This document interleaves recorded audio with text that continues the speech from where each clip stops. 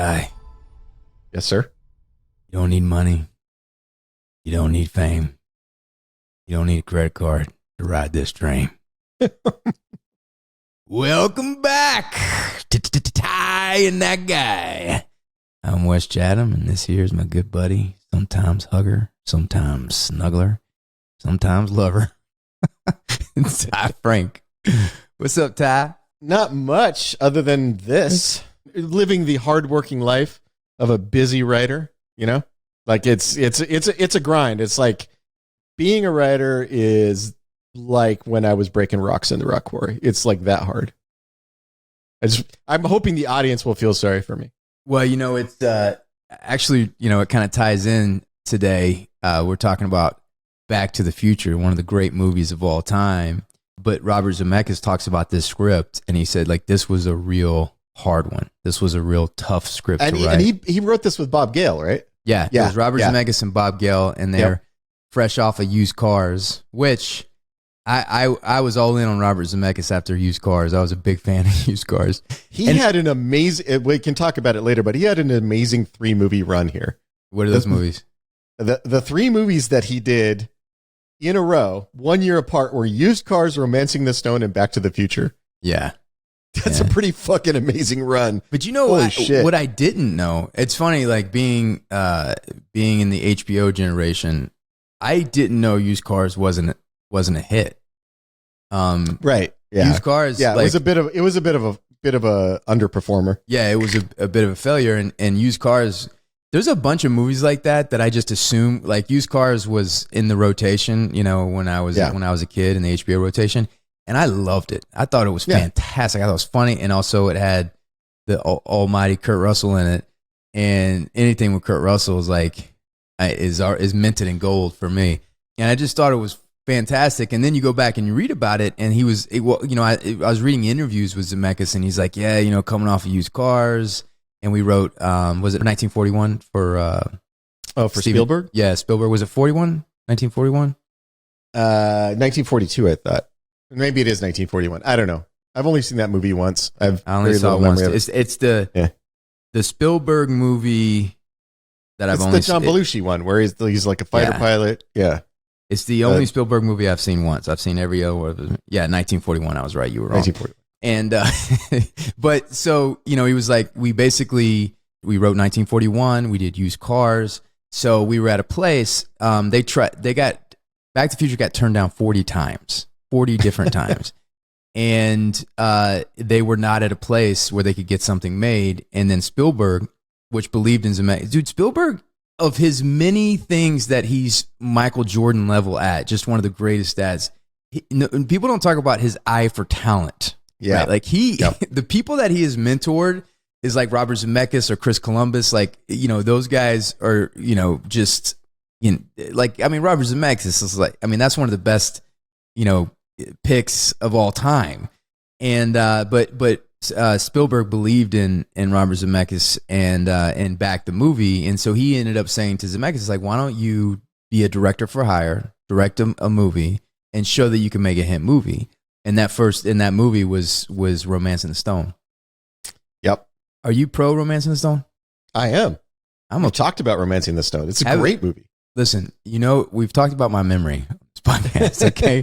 If I reference things that we've talked about, it's because I don't remember. I mean, that's a movie worthy of its own podcast. I was a big Romancing the Stone fan. I love that movie. I thought it was so good.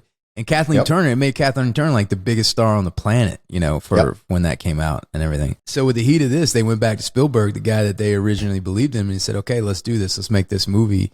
And this was the first Universal Amblin movie that Spielberg didn't direct. Oh, really? I did not know that. Talk about like way to kick that off. You know, a little movie called Back to the Future. And I have so much respect for Back to the Future because it's an original idea. So whenever there's something that comes along that's not a part of IP or kind of like a derivative of a story we've seen before, something like when something's wholly original and it just crushes like Back to the Future, that blows me away a little more. You know, it's not a Marvel movie. I can see why it got passed on so many times because it's a concept that would be very difficult to explain. Like if you're sitting in a conference room with a bunch of studio suits and they're going, okay, pitch us your movie. Like I was actually thinking about this today before we started is how would you describe this movie to somebody who has never seen it? I think so much of the success of this movie, and this is not going to sound, incredibly smart because this is always true, but so much of this movie is in the execution.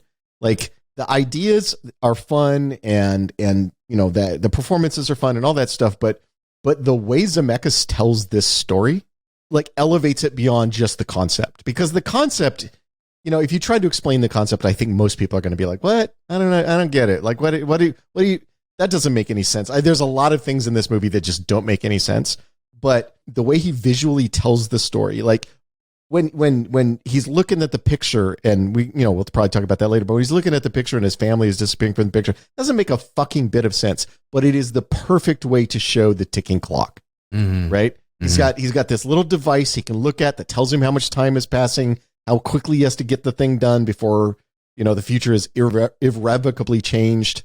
But if you describe that in a boardroom, like you're sitting there, you would explain that to a suit. I know the suit's going to be, well, I don't understand. How would that work? Why would part of the picture disappear? I don't get it.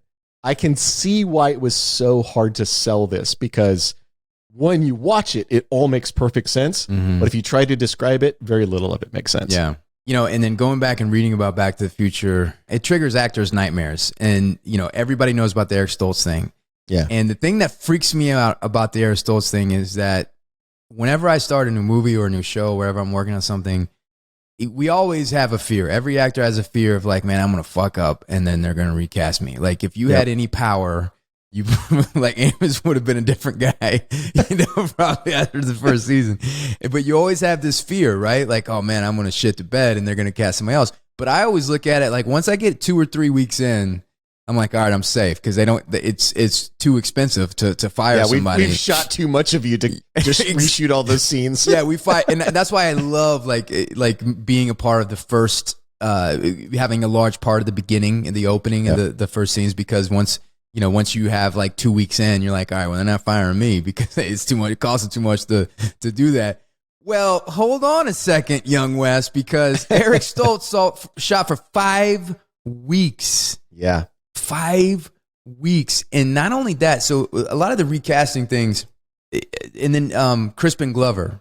So, and we'll get into it and everything like that. But Crispin Glover, I guess, was asked for way too much money and was already a little bit of a handful at the beginning of the season. And so they were like, okay, you know what?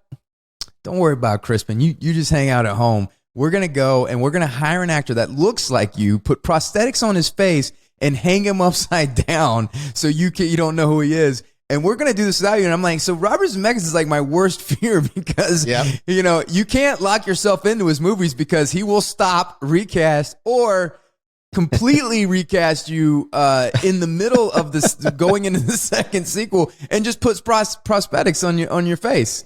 And then, you get like that. So it's like, wow. So we're doing the second season of The Expanse, and suddenly Amos has a back injury, so he has to be hung upside down. and suddenly you're played by Eric Stoltz.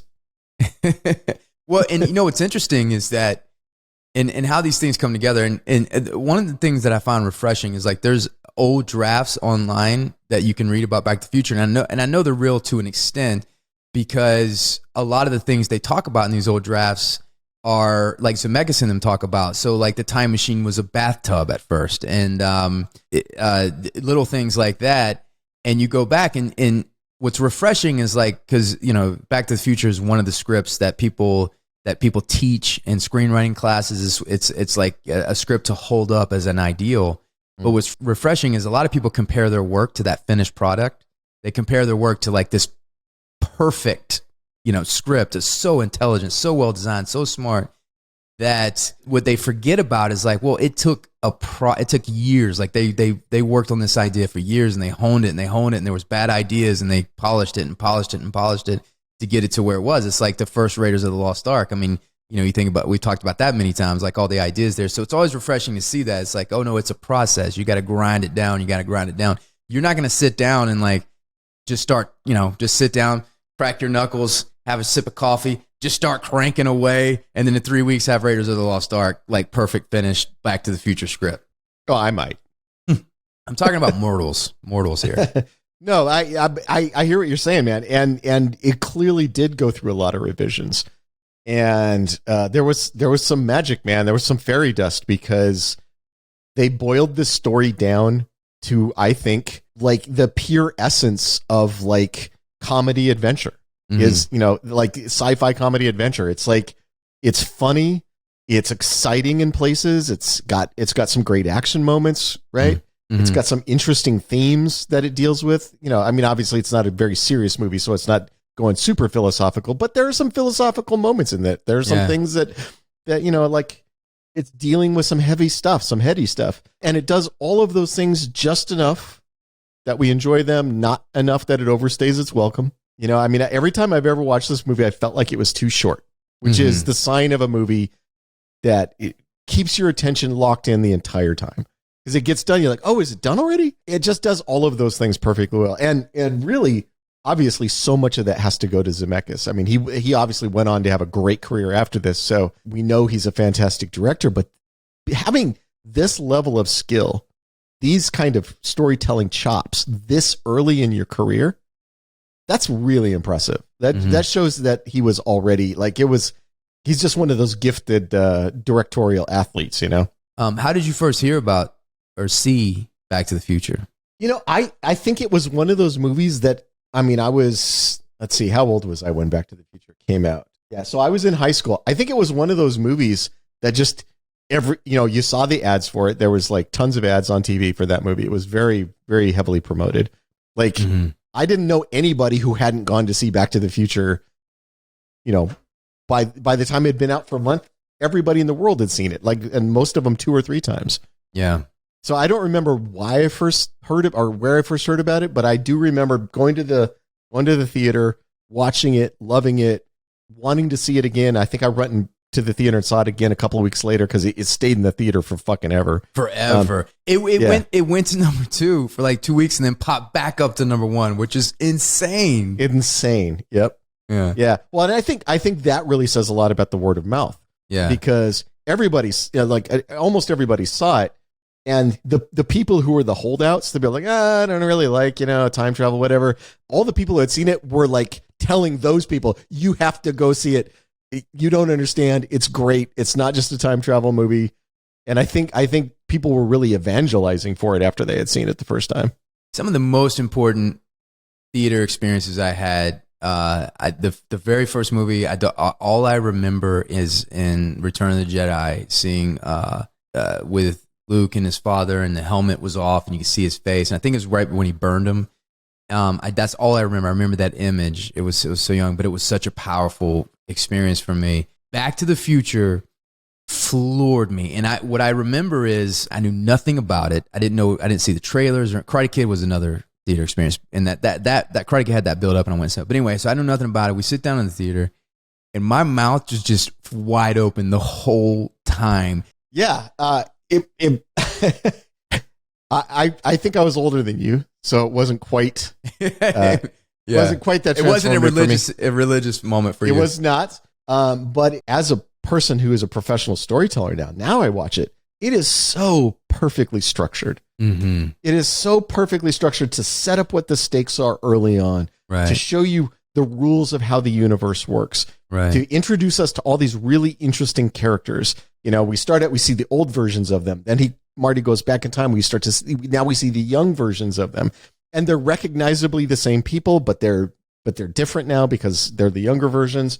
All of that stuff is so well thought out and so well paced in the pacing of the movie. Yeah, that at no point, like, it's one of those movies, like, everybody looks at their phone all the fucking time now.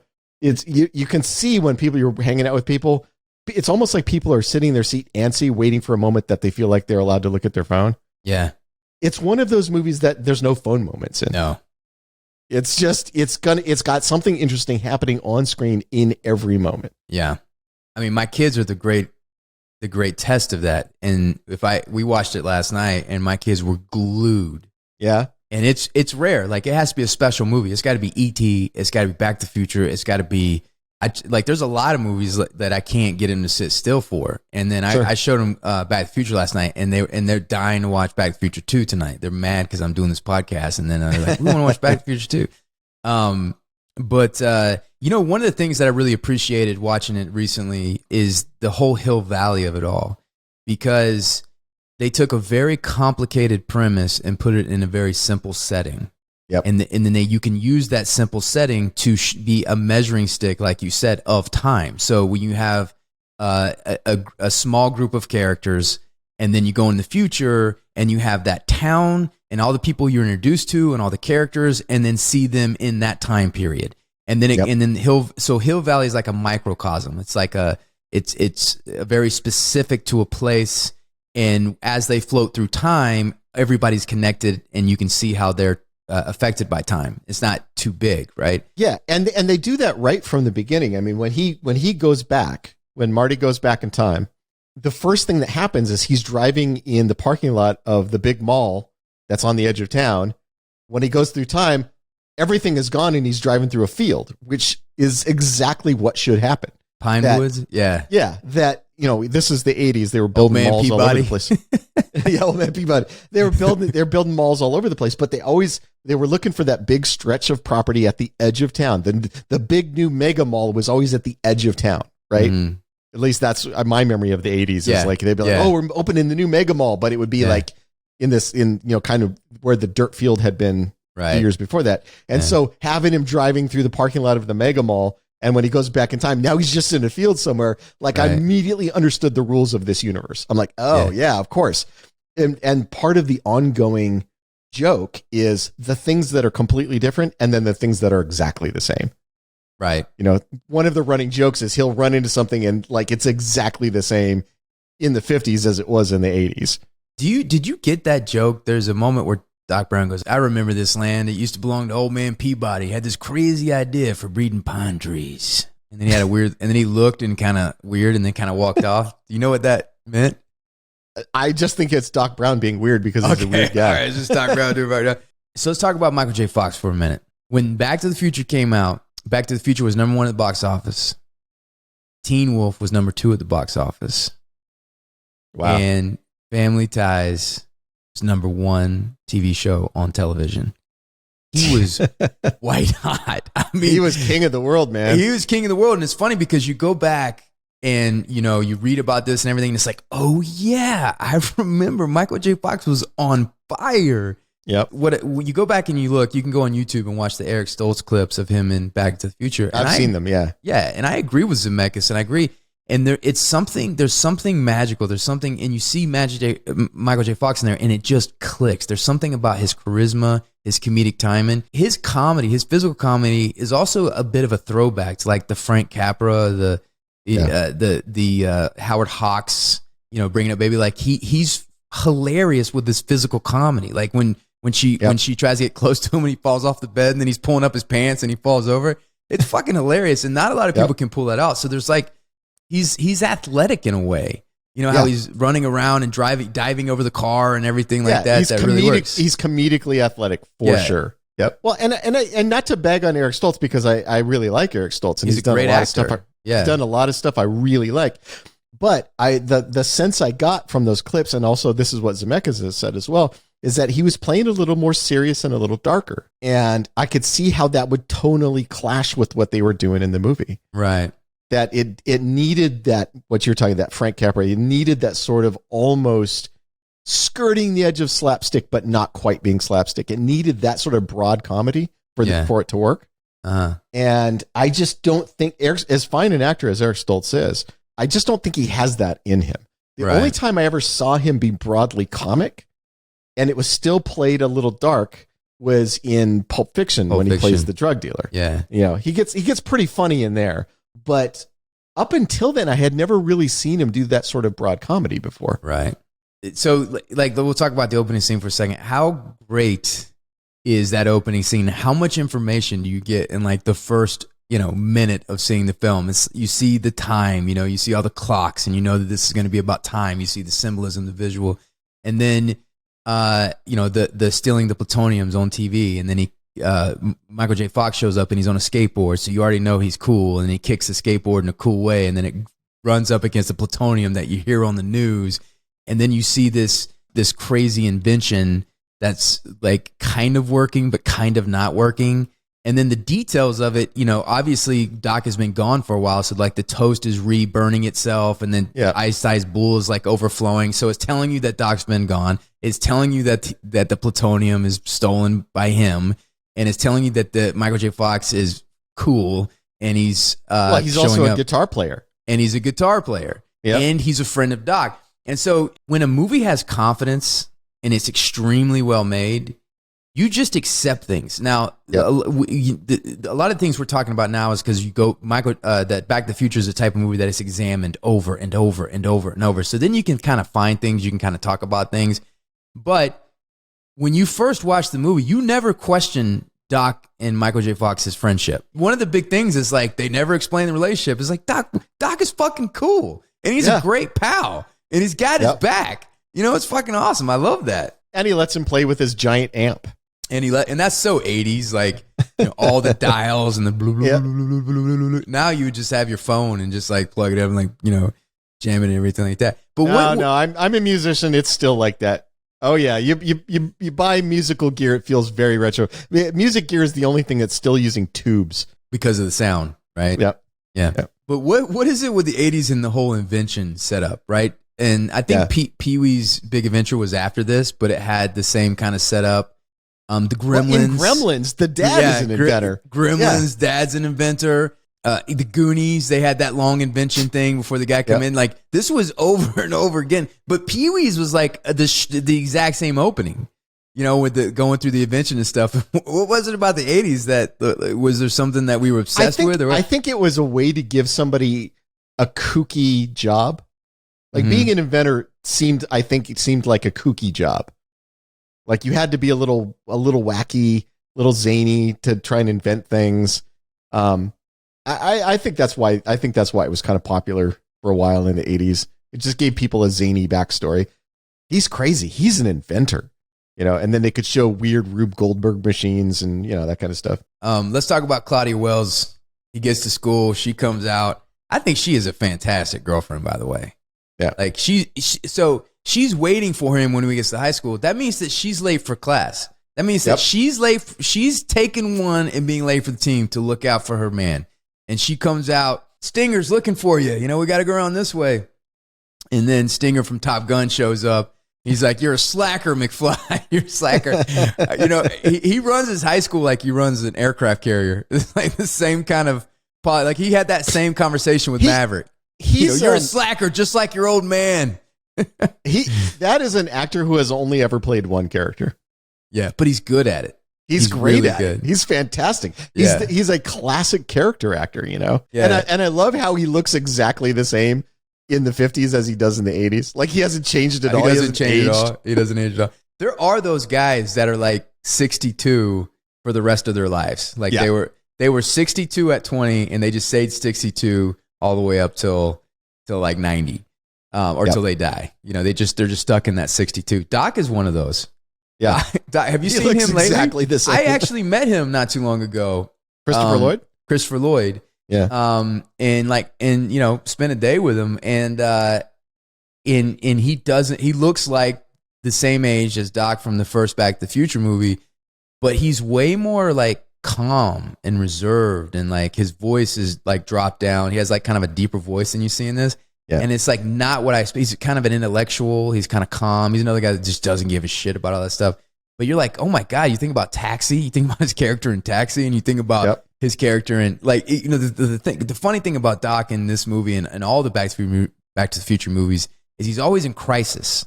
He's always like that poor guy. The pedal is turned on. Even McFly gets to go have Marty gets to go have a little bit of fun, but he's the guy that's fucking setting up the damn the clock tower and having to he's the guy that does all the work in the movie.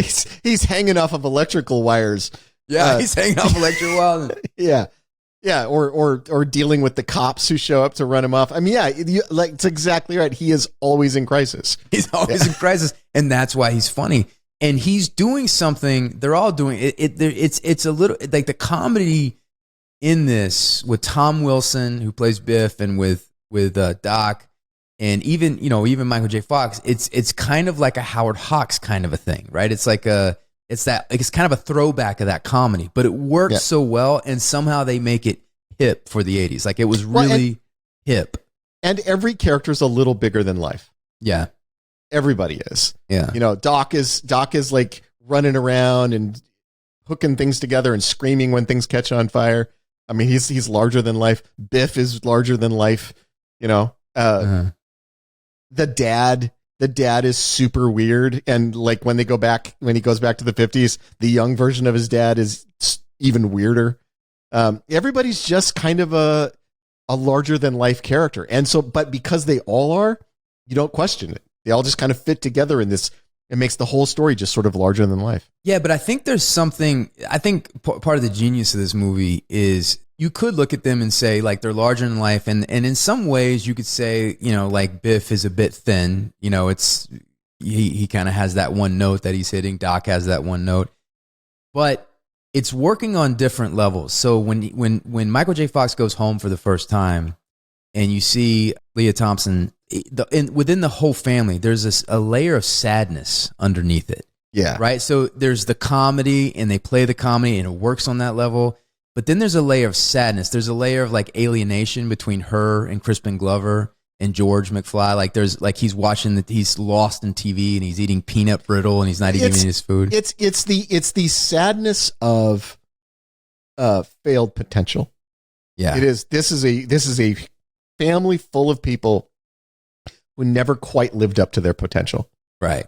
And the whole story is about getting a second chance to live up to your potential, because we come back to that family, and now suddenly he's an author, and his son is successful, and his daughter is popular. And like, so you take these people who all sort of failed to be what they could have been, you give them a second chance, and they find a way to become those things. Yeah. And Biff gets to be the car washer that he always dreamed of being. Right. And the theme is you can accomplish anything if you put your mind to it. And the twist is the son is the one that goes and steals it, and his father then in return steals it to the family, to the kids that are born after that, which is great. But in a lesser writer or lesser director's hands, that moment would just have been the top level, the top layer. But then there was a sadness underneath it, and a distance between the family, and she's, drinking alcohol. And then what do you think about? I don't find drinking alcohol to be sad. No, I know, but like, she's obviously an alcoholic and kind of and nostalgic and romantic. I'm making alcoholism jokes. I know. So let's talk about Crispin Glover. What are your thoughts on Crispin Glover and his character in this? Well, okay, so he's great in this part. He's funny. He's weird. He also, again, he's larger than life. He's this sort of big, over the top version of that character. I think he's great. I think the actor Crispin Glover is often very good, and I think he's weird as fuck. I think he's just a really weird dude. Mm-hmm. But this movie tapped into that weirdness in exactly the right way. He was perfect for the part. Yeah, he made me laugh so hard when he's laughing at the honeymooners. He's like, oh, and I just I would die. I still laugh at that, and I think I thought he was so weird and so interesting, and I thought, him being his father, and then the way people reacted to him, like even when Doc saw him, and he was like, maybe you were adopted. So there's like how people just couldn't connect them together, or even how Michael J. Fox saw him, or he's like, he's a peeping Tom, but there's something about him. But I go back and I watch it now, and maybe I'm tainted because I read the Back to the Future book and all the behind the scenes and kind of how he behaved and everything like that. But now I'm watching it and I'm like, I think if I was directing him, I would have probably had an issue too, because how big he was, but it wasn't really connected, or it wasn't connected to the motivation of the character. Like it was almost like there were bizarre things for bizarre sake, right? It wasn't bizarre. Like he would just have gestures and things that didn't have anything to do with what was going on. And so it kind of bumps me a little bit watching it this time. I think bizarre for bizarre's sake is what Crispin Glover is as a person. I think that's just what he is. I think it shows up in his performances as well. I agree with you on that. But I think he's just that guy. I think he's just a weird guy who likes being weird for the sake of being weird. But what really works though is his transition at the end. Like he's a completely different. He's grounded. His voice has dropped down. Yeah, and he's like, what? I mean, we'll talk about it later. But it's very Reagan 1980s idea of what success is. Yeah, exactly. He's got a BMW in the parking lot. Right? He's got a BMW. He's pinching his wife's ass. Like he's back, baby. Oh, Biff. Put two coats. So it's like, oh, okay, I get it. The success is you not being bullied. It's you becoming the bully. It's you becoming the bully. It's you becoming the bully. Now, Biff, I don't know, maybe come here and slap the shit out of you, Biff. Hello, McFly. So, but you see that. But that's when I was really respected what he did. Is when I respect the performance because of the transition he made at the end. And it's his physicality, his body, the way he speaks, the way he talks to himself. He's completely transformed into this Reagan era idea of success. Except that in this uber successful house, they still have the same house, and all of their kids still live with them, including their son, who is a banker. They wear a suit to the office. They share the same car. Yeah, it's a BMW, but like the entire family shares that one car. Is it strange that the son that's a banker who was in Superman, is it strange that he's older than his dad? Yeah, he's older than Chris. Like he clearly he looks and feels older than Crispin Glover. You're kind of like, who's the old guy that just like, is he somebody's uncle? But yeah, that is funny. It's like they became successful, but they decided to live in the exact same house, the exact same house, exact same thing. But it is very 80s because it's the BMW is the sign of success, not the house, but the BMW is, and Marty got the cool truck. Right, which as a kid who was a teenager in the 80s, like every kid wanted the cool truck. Yeah, which is basically a Tacoma with big tires. It's a Toyota 4x4 with big tires. Yeah, it was way before the Tacoma, but it's just the Toyota. Yeah, it's like a pre model to the Tacoma, but it had the roll bar, it had the lights, it had the big 33-inch tires. Yep. Yeah. So. Yeah, everybody dreamed about that truck. That was like the perfect truck to have in the thing. Now, Tom Wilson as Biff, he cracks me up. I think he's a very funny guy.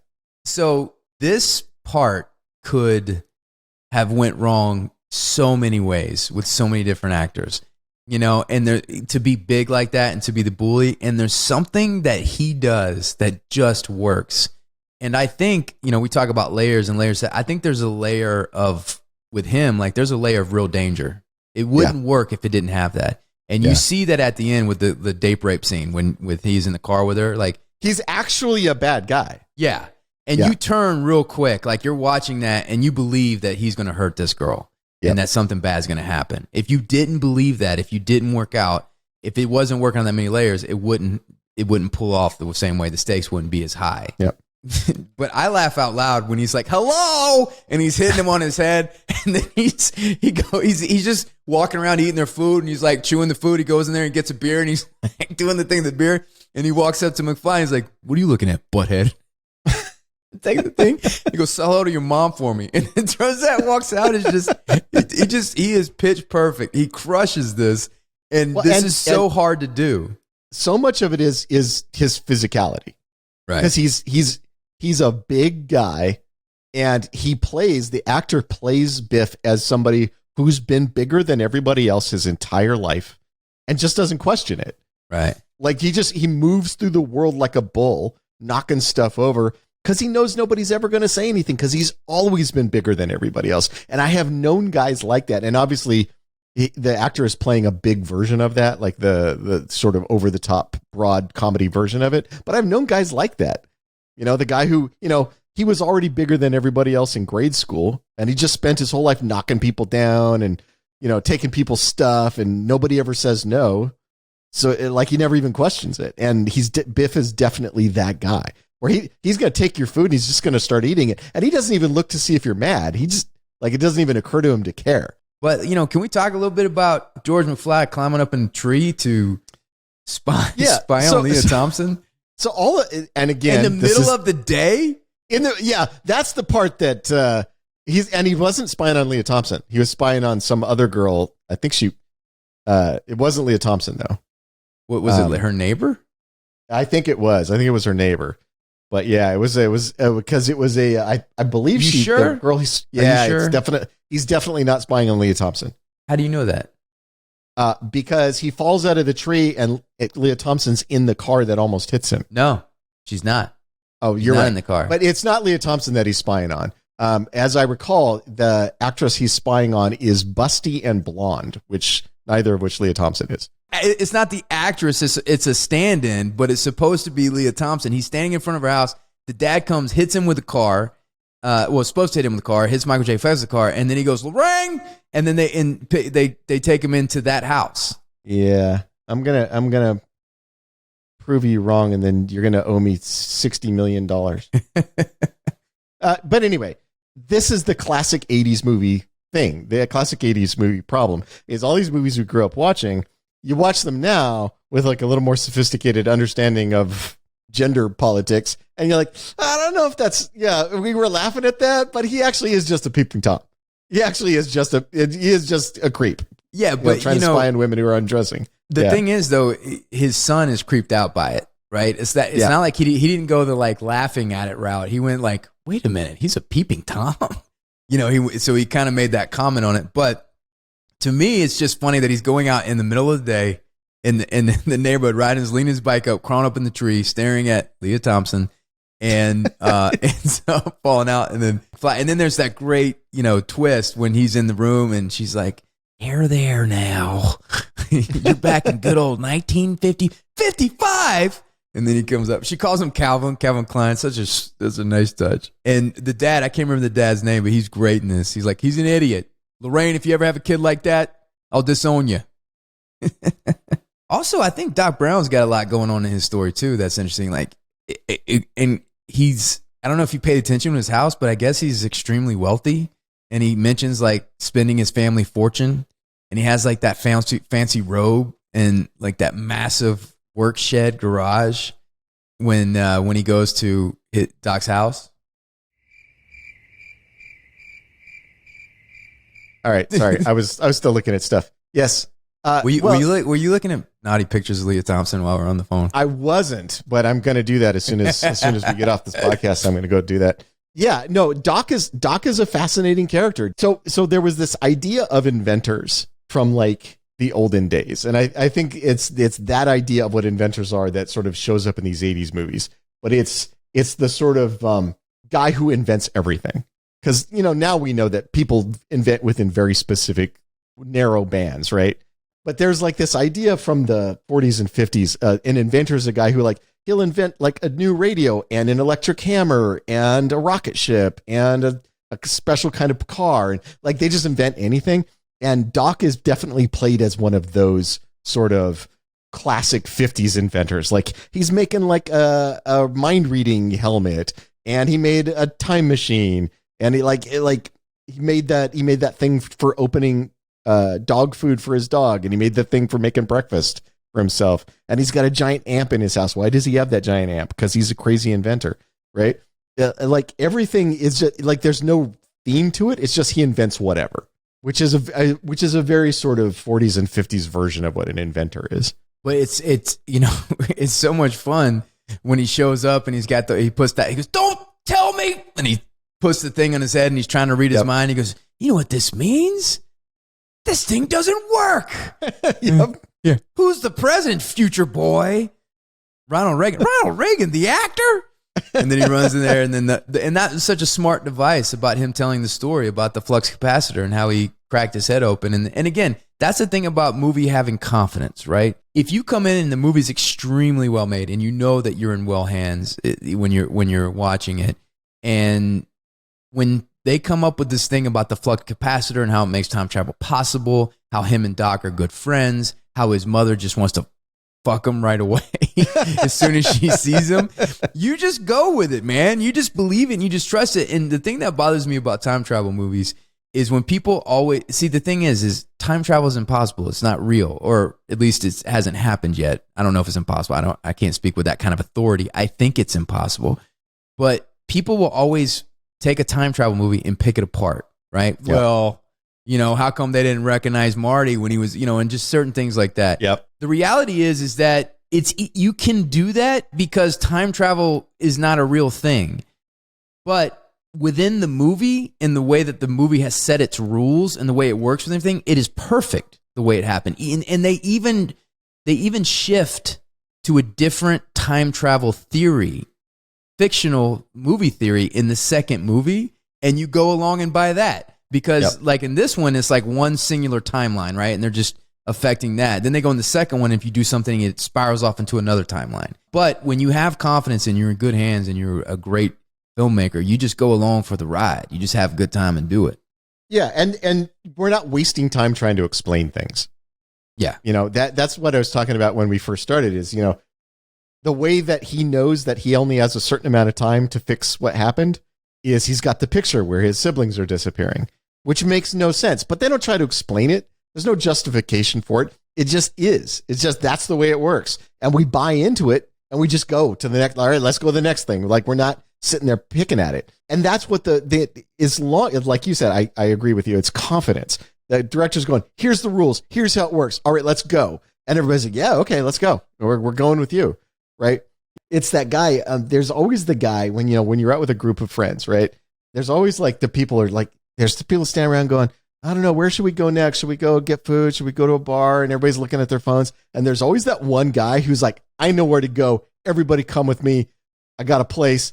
And if they're confident, if they say it with authority, everybody just goes. Everybody's like, all right, we're going with you. It sounds like you got a good place. You have all this confidence. And I think directors are like that guy. The director is the guy standing up, they're going, come with me. I've got a great fucking place to go. We're going over here. Everybody in the car, we're heading out. The audience just goes, yeah, okay, let's go. That sounds great. And I think that's exactly what you're talking about. I think that's what Zemeckis is doing. There's a picture. His siblings are disappearing. Get in the fucking car. Let's go. And everybody's like, yeah, all right, let's do it. Let's go. So let's talk about Leah Thompson for a little bit. All right. I'm always happy to talk about Leah Thompson.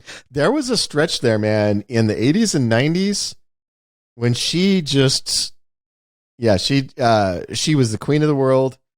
And because I've always had a thing for redheads. She was like the super cute redhead in everything.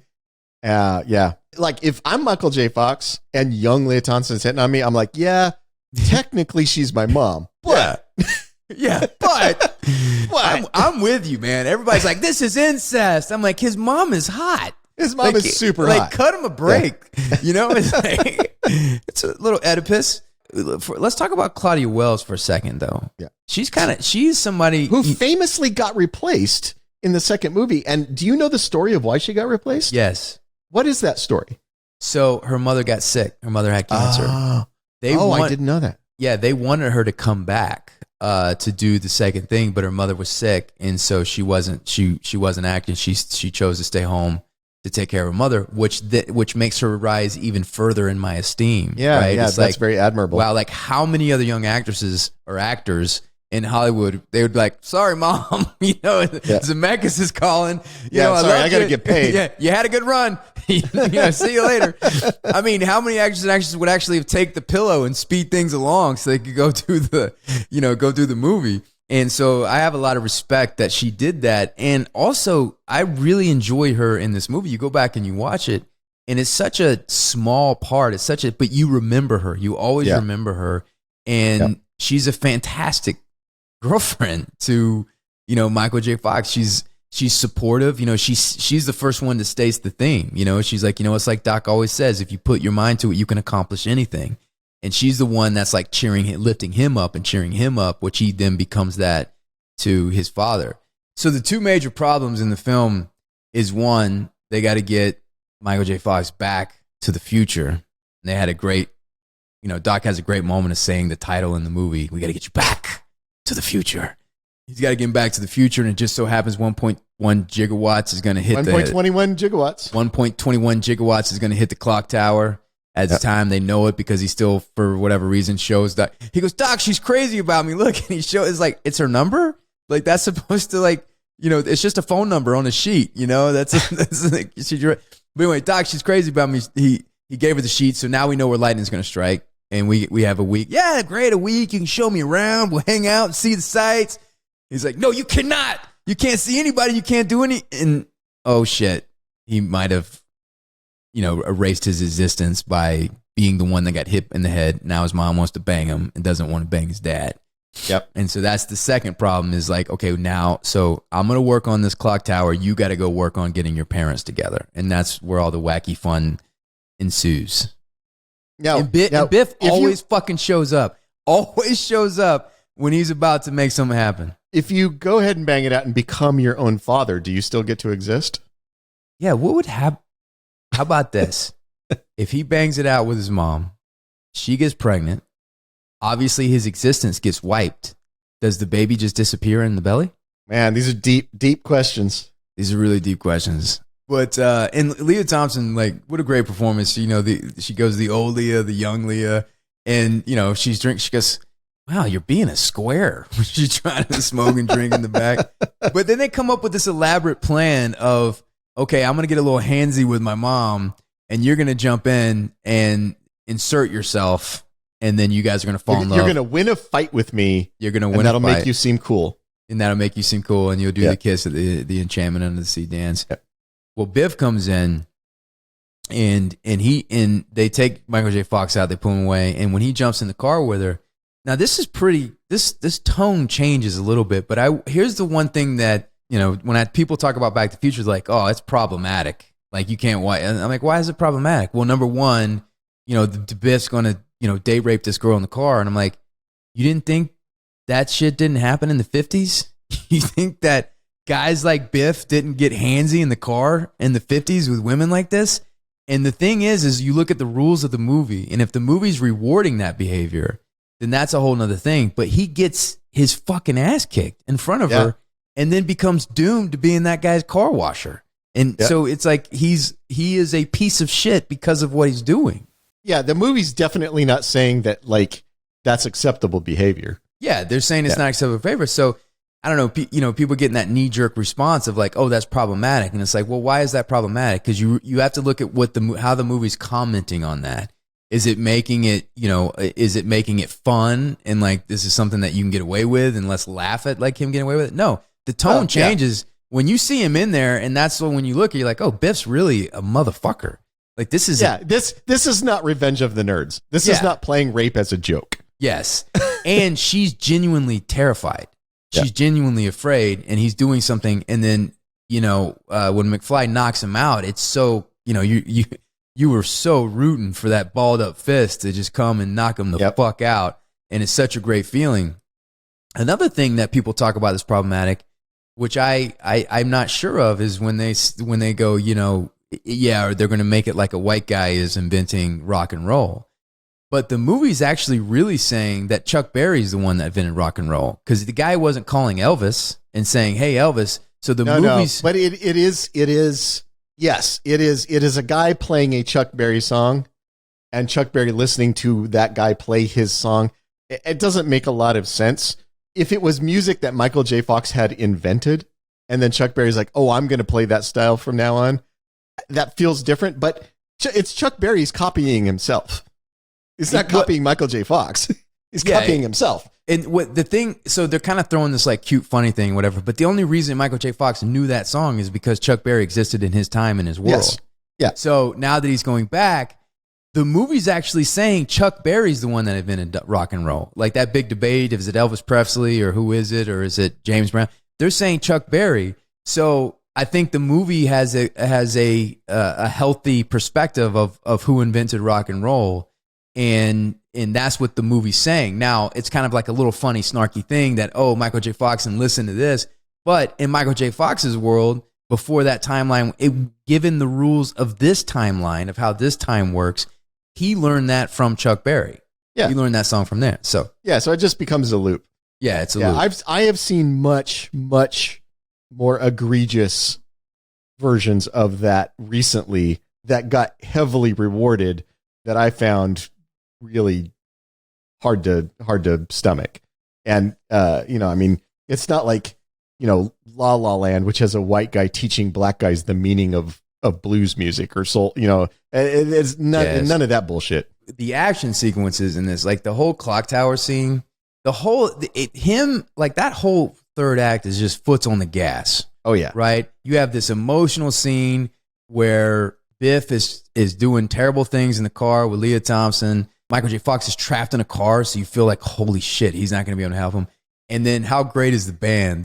That is a great walk on, like, I'm going to just be a phenomenal kick ass in this part type of situation. And by the way, that's an excellent point. How great is that band? Because he just says, this is a blues riff in B, Follow Me for the Changes, and starts playing it, and the band perfectly accompanies that song. That band is fucking great. Yeah, that band is fucking great, man. Yeah. If you can just improvise over somebody giving you the key and Follow Me for the Changes and play perfect backup for that song, you are a great fucking band. Dude, and Ty, if I pitched you a time travel idea and I was like, but Ty, there's going to be a picture of me and my sister and my brother, and this is going to be the ticking clock. And as time progresses, and if I'm off the right track, parts of them will start to disappear. And then eventually I will start to disappear, but I'm not going to disappear like them. Like, I'm not going to lose limbs. I'm just going to slowly start to vaporize in the air. What are you going to say to that pitch? Well, I already told you. That's why I think this movie was so hard to sell. Because I don't think anybody hears that in a pitch meeting and goes, "Oh, that makes sense." I think everybody's like, "What? What are you talking about? How that doesn't make any sense? Why would it work that way?" Yeah. But even when I was a kid, it was like I don't really understand this, but I don't care. Yeah. You know, I'm you don't care. At that point, you're so emotionally invested in the journey. I'm so emotionally into it. And so thing. Yeah. And you know, when Jay Fox goes full rock and roll mode and starts, playing it with his teeth and humping on the stage and sliding backwards, Zemeckis was going to cut that. Because if you think about that, there is zero fat on any of this scene. Every scene is so full of information. It's working on so many different levels, and it's a constant tension and rising action all the way till the end. It is nonstop. The only scene where you take a moment that doesn't really necessarily push the movie forward or say anything about the movie is when Michael J. Fox goes crazy with his rock and roll scene, and he was going to cut it. And they had a test audience, and they played it, and their number one favorite scene was that scene. That's why they left it in the thing to do that. Which is, I mean, you're right. It doesn't have any information we don't already have, but it's a great scene, and it's fun. Yeah, he didn't win the contest that lets him play at his high school thing, so he got to play at his parents' high school. By the way, what a great cameo by Huey Lewis, because he's really good in the scene. He's funny as shit. Too loud. Yeah. But the way he kind of looks back and looks this and looks this, and then he comes up, he does a great job with that thing. And Huey Lewis and Back to the Future are two beasts that fed each other, right? Because Back to the Future is one of the biggest movies of all time, and Huey Lewis was really was just hitting its heat streak. And Power of Love was like coming out, and so this was great how it did it. So he runs out, sees Lorraine. Lorraine's going home with McFly. Everything's great. We did this. My only question is, she likes the name Marty, right? And he says and I'm not going to do the question that everybody else asks, is like, how come she didn't recognize him? Because they, whatever, I don't care. But the one thing that does bother me is, why didn't they name their first son Marty? Like, why? Because they named them after Marty. Like, why did they name their third child Marty and not their first son? Yeah, why isn't their daughter like Martina? Yeah, or something like that. So anyway, that's the one thing. It's like, well, anyway, and then we already talked about the ending. The putting two things on the. Now, was this the first movie that you saw? This is the first movie I can remember seeing where there's talk of a sequel within the movie, where it says, and I know, so the To Be Continued was they did that only in the VHF. It wasn't in the theater when they do To Be Continued. But the whole where we're going, we have no roads or whatever, and he's like, are we assholes in the future? And he's like, no, it's your kids. So but if they had never made a sequel, that would still have been a satisfying ending. Oh yeah, that's a good point. Yeah, I mean, I think it opened the door for a sequel. Yeah, but like, if they had never made one, I wouldn't have questioned it. I would have just like, oh, they're going off to have more time travel adventures. How fun, right? But this was the first movie where I saw it tee up a sequel like that. This is the first, and I was like, oh my God, they can do that. Like, they're going to do another one. And it's like, they They just know they're going to do another one. And this was the era when a lot of movies were teeing up sequels that never got made. Oh, were they doing this before? Buckaroo Banzai ends with, the next movie would be called Buckaroo Banzai versus the World Crime League or something like that. Remember that movie, The Sword and the Sorcerer? It ends with Talon will return with more adventures. He never did. I mean, there was a bunch of movies that actually said they were going to have a sequel, and they just didn't. So this one, I respect that this one, teed up a sequel and didn't guarantee it, Sorry, Joseph. We'll do our top 5. Is it the top 5 times Joseph got pissed because we went too long? Yeah. I bet his poor family's in there just hearing him cuss at us through the whole thing. Can you just email us the list? Or just tell me the top. Oh, you did. No, he's got it. All right, we got it, man. Don't worry. You can mute. Sorry, Joseph. Yeah. So this is the top 5 Michael J. Fox movies? Yeah, top 5 Michael J. Fox movies. So we've got Back to the Future. We got Teen Wolf, Secret of My Success, Casualties of War, Doc Hollywood, The Frighteners, Life with Mikey, For the Love of Money, The Hard Way, Atlantis, which is Atlantis: The Lost Empire. I think that's a cartoon. Stuart Little, which is also a cartoon, and Homeward Bound: The Incredible Journey. I'm going to just come right out and say, obviously, Back to the Future is number 1. It's maybe one of the best movies ever made. A lot of these are good, but that's got to be number 1. But I'm gonna put my stamp on. I think The Frighteners is a great movie. Yeah, Peter Jackson, because it's horror comedy, which is hard to do, but it's horror comedy that is both funny and horrifying. Michael J. Fox's talent is to have comedy, but also like have real moments where you believe the stakes. Exactly. And he makes you feel, Yeah.